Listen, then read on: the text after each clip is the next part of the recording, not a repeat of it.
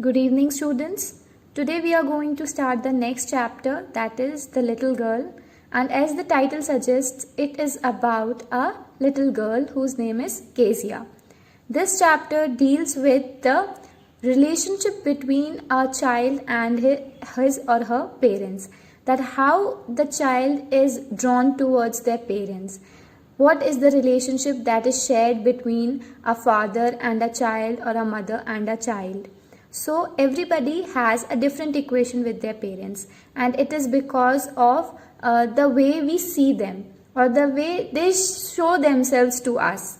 So it is the responsibility of both the child and the parents, and more of parents initially, because when a child is small, so whatever he or she sees, he or she accept that my father is like this only, or my mother is like this only, because a small child doesn't understand what is there in the heart. No parents think bad about their children, but sometimes they have to show that.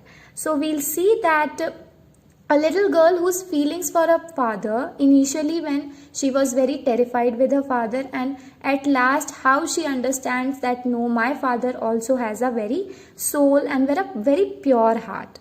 So let's start the chapter. To the little girl, he was a figure to be feared and avoided. Every morning before going to work, he came into her room and gave her a casual kiss, to which she responded with, "Goodbye, father." And oh, there was a glad sense of relief when she heard the noise of the carriage growing fainter and fainter down the long road. Now, to the little girl, means to this Kezia, her father was a figure of a fearful person. She used to fear her father a lot, and every morning before going to work, her father used to come to her room, he used to kiss her, and then to which she used to respond goodbye, and she was very relieved, she was very glad when her father leaves. And when the carriage is something in which he used to go, like we have auto taxi, at that time there must be a carriage in which there was a horse, and behind that we can sit and go. So when she learns that her father is going, and the noise, when a vehicle is near us, it makes lots of noise. When it goes away, the voice gets fader. So when she hears that the voice is going fader and fader, so she becomes very happy. In the evening when he came home, she stood near the staircase and heard his loud voice in the hall. "Bring my tea into the drawing room. Hasn't the paper come yet? Mother, go and see if my paper's out there, and bring me my slippers." So this was the way how her father used to come in the evening, and he just start calling everyone, "Bring my tea, bring my paper, where are my slippers," all these things. Before that, there are two members more in her family, that is her grandmother, her mother, and one maid also. Next, what happens? So she's very usual of all these things, that her father will come and then he will start shouting for his tea and everything else. Now Kezia, mother would call her, "If you are a good girl, you can come down and take off father's boots." Slowly the girl would slip down the stairs, more slowly still across the hall, and push open the drawing room door.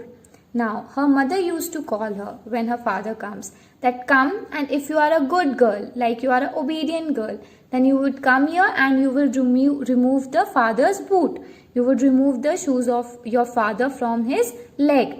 So she would come from her room very slowly, and when she is moving down the stairs, again she is slowly, because she is very hesitant. She used to avoid her father.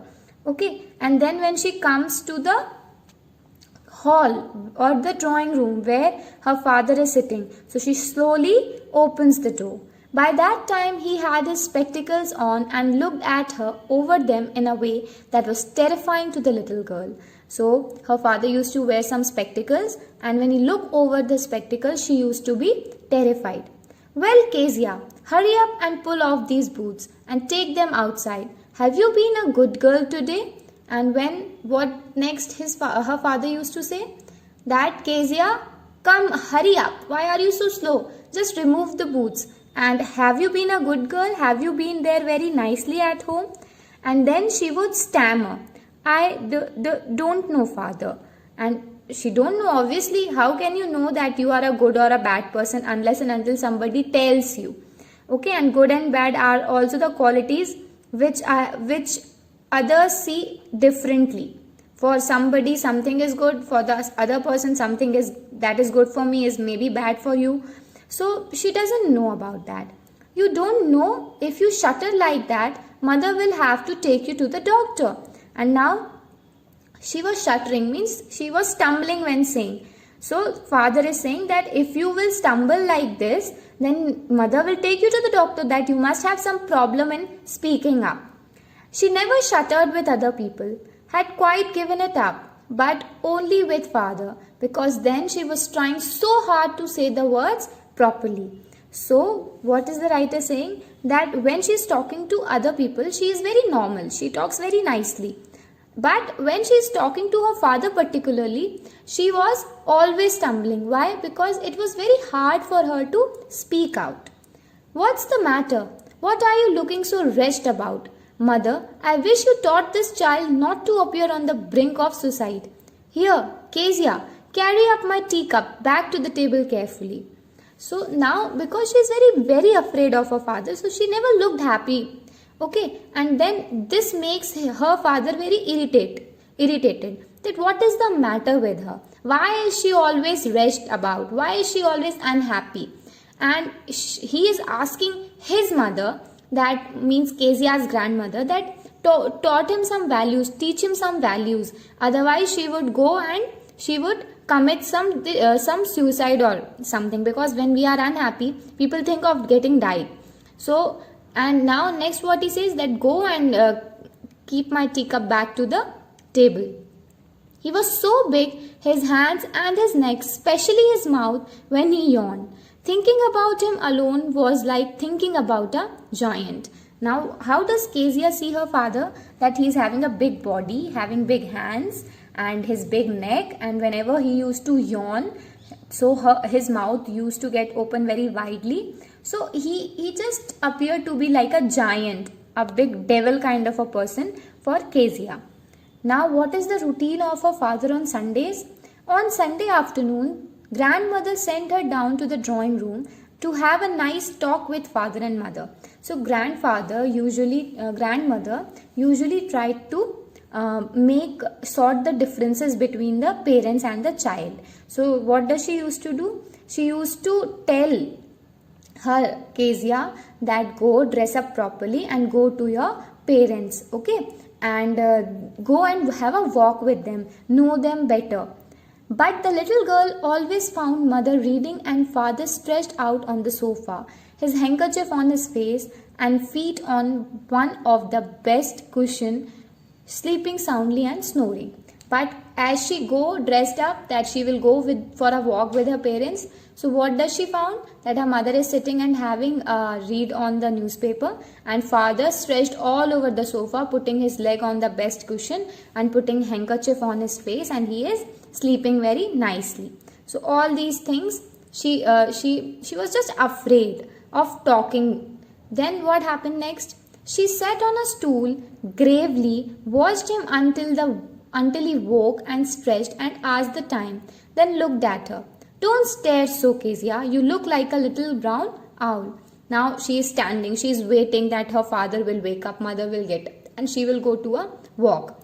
But when she would sit and she would just watch her father sleeping and waiting him to wake up, and when he wake up, then he asked the time and then said, don't stare like this, like an owl. Okay. One day when she was kept indoors with a cold, her grandmother told her that father's birthday was next week and suggested she should make him a pin cushion for a gift out of a beautiful piece of yellow silk. So now again her grandmother is trying to sort the differences. So she said that next week your father's birthday is there, and since it is very cold, so you have to be here inside only. So you can make a very nice cushion as a gift for your father, and you can use a piece of yellow silk. Laboriously, with a double cotton, the little girl stitched 3 sides, but what to fill it with? So now she is making a cushion for her father. So she has filled the cotton, okay, and stitched it, but now she needs something to fill inside the cushion. So what will she fill? Now again that was the question. The grandmother was out in the garden and she wandered into mother's bedroom to look for scraps. On the bed table she discovered a great many sheets of fine paper, gathered them up, tore them into tiny pieces and stuffed her case, then sewed up the fourth side. So now she was wondering what to fill up in the cushion. So suddenly she remembered that she went to the room of her mother. She found some papers over there and then she picked up, tore them into pieces, small pieces, and put them in the cushion, and she stitched the fourth side. That night there was a hue and cry in the house. What is hue and cry? Hue and cry means lot of anger and people talking very angrily to each other. Father's great speech for the Port Authority had been lost. Rooms were searched, servants questioned. Finally, mother came into Kezia's room. Now, her father must have to give some speech on the for the Port Authority. Okay, and now he was searching for his speech papers. Now there was lot of chaos in the house, that where are the papers gone. So every corner of the house was searched. Then the servants were asked that what has happened to the papers. Finally the mother came to Kezia and asked, Kezia, I suppose you didn't see some papers on a table in your room. So she's asking, have you seen some papers on the room? So she said, yes, I tore them up for my surprise. And she was a little girl, so she just said that, okay, I have seen, but I have used them for the surprise.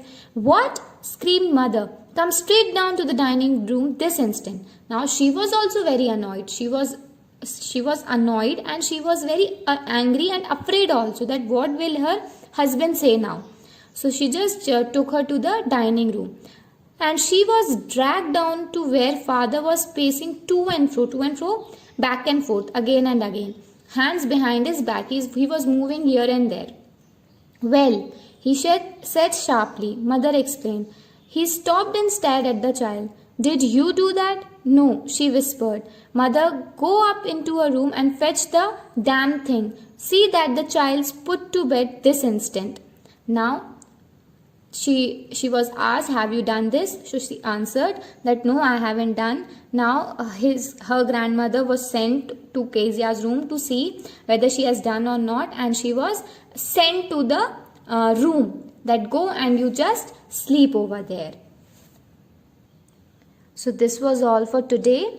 I hope you have understood this much. Kindly read the chapter and write about the relationship that which you think that how a father, mother and a child should share. Okay.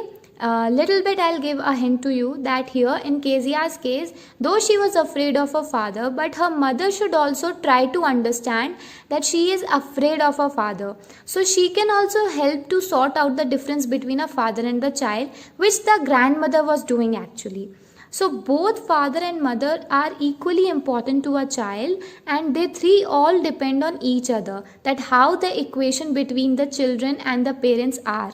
So it is the first responsibility of a parent that a relationship between them and the child is developed, and then when a child grows up, then he or she also should understand that if your father or your mother is reacting in a particular way, why he or she is doing that. So it takes the effort of both the sides. I hope you have understood this much. In the next class, we'll complete a chapter.